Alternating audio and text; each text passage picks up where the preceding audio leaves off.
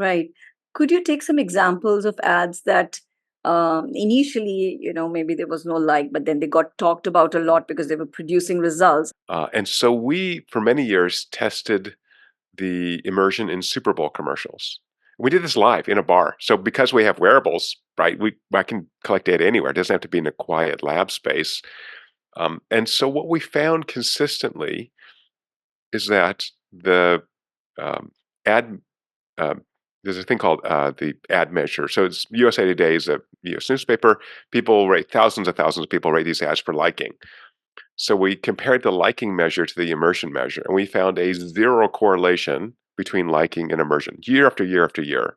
So much so that we just stopped doing it because it was the same result every year. And yet, some of the highest immersion ads were the least liked. For example, in the 2018 Super Bowl, people can Google this later. There's an ad for a new flavored Diet Coke called Diet Coke Twisted Mango, with this woman being filmed behind a yellow wall. It's very asymmetric. She's super tall. She has weird clothes on. She's trying to dance in a weird way. And it's like, this is a train wreck, but the brain loves it. And uh, when Diet Coke uh, in 2018 released these flavored Diet Cokes, it's the first time in 2 years that they had actually a sales bump in Diet Coke. So, of course, they had a new product, but also they had advertising around that new product. So, again, I just want to make sure that we're moving behavior and not moving self-reported liking. The complication with our brains is that we have this, I call it the Freudian hangover from this weirdo Freud. We think if I just poke you the right way, I can make the unconscious conscious. You can't. The brain doesn't work that way, right? Most of what's happening is unconscious, and then we try to tell a story consciously about why I did something. But we have technology that lets us tap into that unconscious network now, and that's where the real magic happens. But our brain, because it's so energy hungry, is always doing these valuation comparisons because it needs to save energy, or it's evolved to save energy. And Mm. so once we see this big metabolic investment that is immersion, the brain's like, oh, holy crap, I love this thing. Give me more of this. So that's, I think, the key insight. And to be able to do that from smartwatches, took me 20 years. I work slow. The ad that you talked about, something weird happening.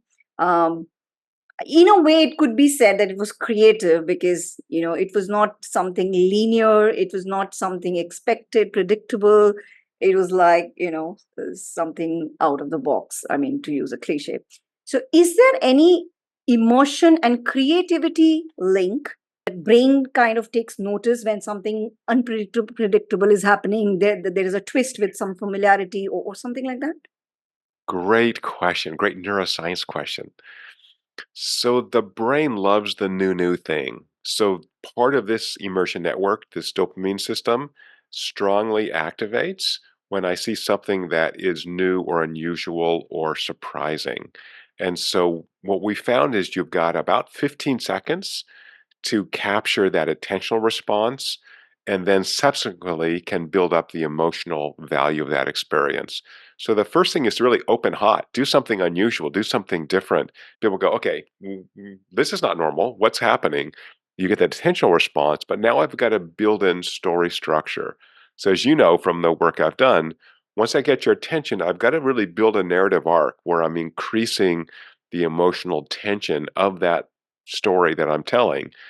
What we found is that this sort of old fashioned, this was kind of common in the 90s, is quick cuts, no story, just moving stuff around. That doesn't work. That just modulates that attentional response. But after a while, you're like, it's just boring because I don't know, there's no story here. It's that narrative arc that is the most effective way to sustain immersion and therefore to influence behavior. So we've even seen people use our platform, like politicians, to do these 6-second bumper ads. And you can tell a story in 6 seconds, right? There's a real narrative arc. So Correct. someone challenged Ernest Hemingway to tell a story in only 6 words, and the 6 words he came up with were for sale, baby shoes, never used. Uh, That's a story. That's poignant. so, emotion and call to action. So ads are getting smaller and smaller. The thumb stoppers are like really, 6, 8 seconds.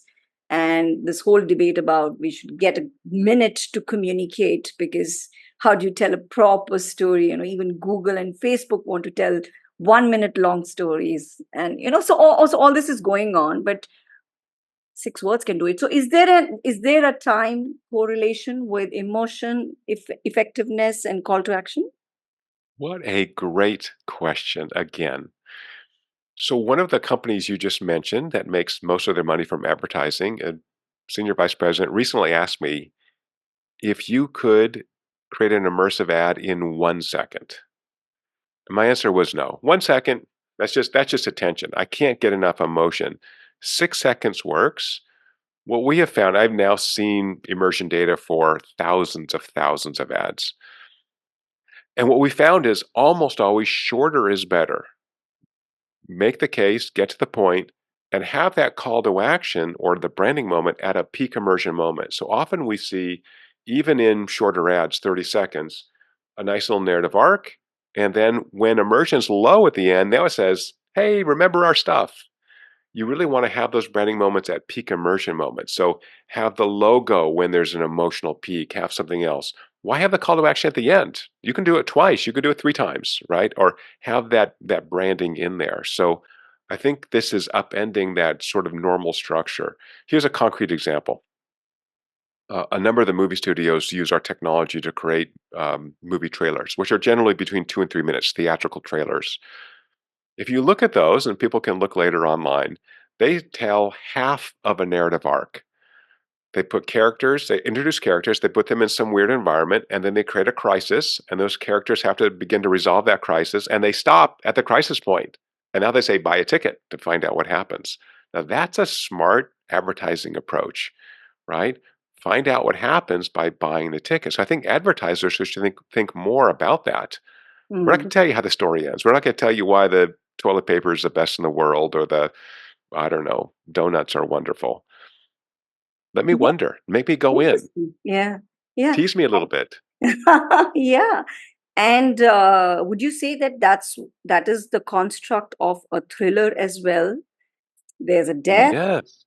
something has happened, And you you have some suspects who look like they characters, did it and they're one a just a red scene. Yeah. herring. Yeah, I love that. Let's make advertising more like thrillers. Oh, brilliant. If it's a great story, if it's a great communication, we do not see a degradation in immersion over time. You can watch it 5, 6, 7, 8 times. One of the best ads we've measured, again, people can Google it later, is an ad created by BBDO for Guinness Beer. And the ad is called Empty Chair. It almost maxed out the scale. I have played that ad in talks hundreds of times. I will still tear up when I see it. It's so beautiful. It's so perfect. Not only is the story beautiful, but it has what I call product story congruence.